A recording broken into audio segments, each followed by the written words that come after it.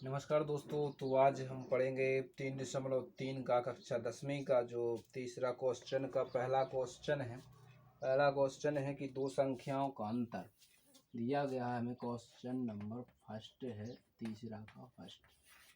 दो संख्याओं का अंतर, दो संख्याओं का अंतर 26 है। दो संख्याओं का अंतर 26 है और पहली संख्या दूसरी संख्या की 3 गुनी है और पहली संख्या दूसरी संख्या की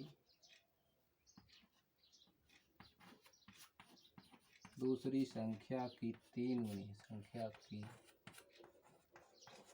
गुनी है। तो यह हमारा क्वेश्चन है दोस्तों। अब हमें भी दो संख्या ज्ञात करनी है जो कि इन संख्याओं का जिनका अंतर 26 हो और एक जो पहली संख्या होगी वो दूसरी संख्या की 3 गुनी हो। ऐसा हमें ज्ञात करनी है। वो संख्या कौन सी हैं? तो देखिए, हम यहाँ पर मान लेते हैं कि पहली संख्या x है। इसको मैं मिटा देता हूँ, आप लोग लिख लेना पॉज करके वीडियो को। इसके बाद यहाँ पर हम मान लेते हैं कि माना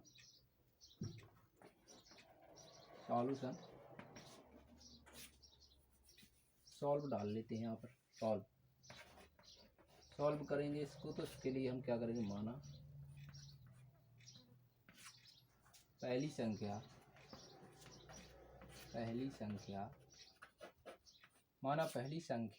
x है।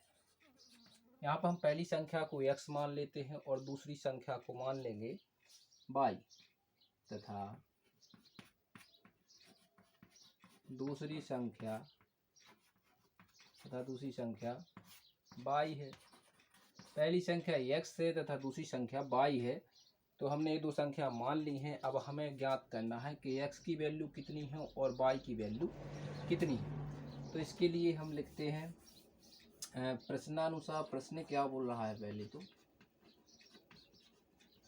पहले तो प्रश्न बोल रहा है कि दोनों संख्याओं का अंतर, यानी कि पहली संख्या में से दूसरी संख्या घटा दी जाए तो हमें अंतर प्राप्त कितना होता है, 26। तो हम x में से y को माइनस करेंगे और बराबर में कितना आएगा, 26, यानी कि 26।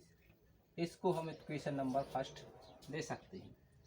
इसी प्रकार पुनः प्रश्नानुसार क्या हो जाएगा, दूसरी कंडीशन में प्रश्न क्या कह रहा है, पुनः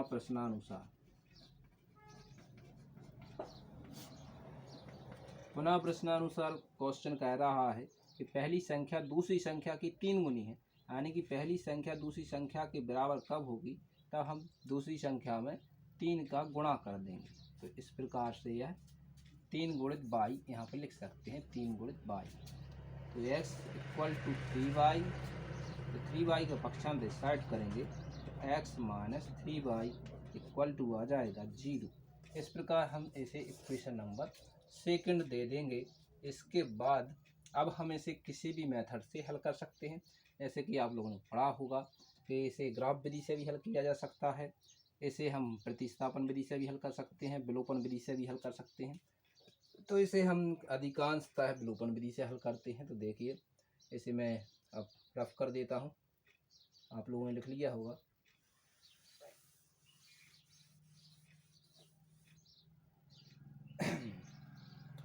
तो यहाँ पे हम लिखेंगे समीकरण 1 व 2 को विलोपन विधि से हल करने पर,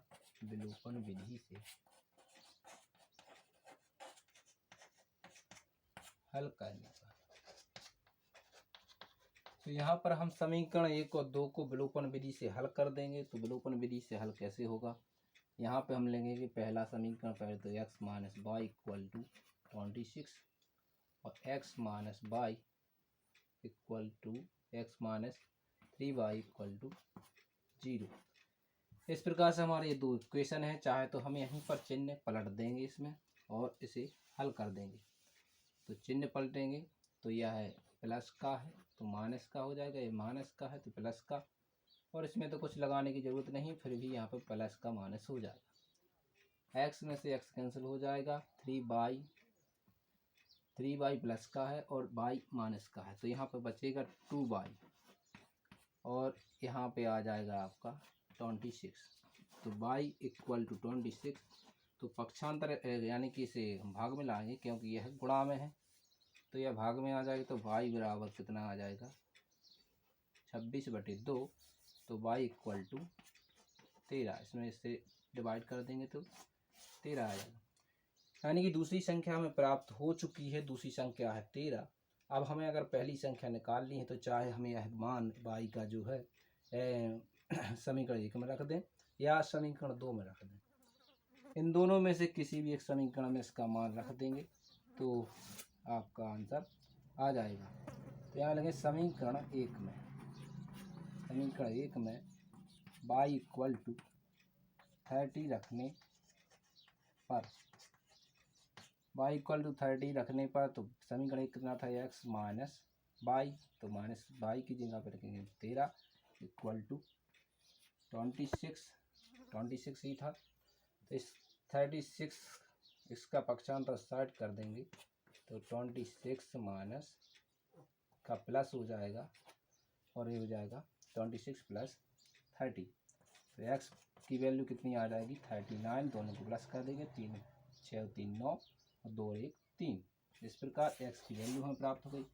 आता है वह दोनों संख्याएं, आता है संख्याएं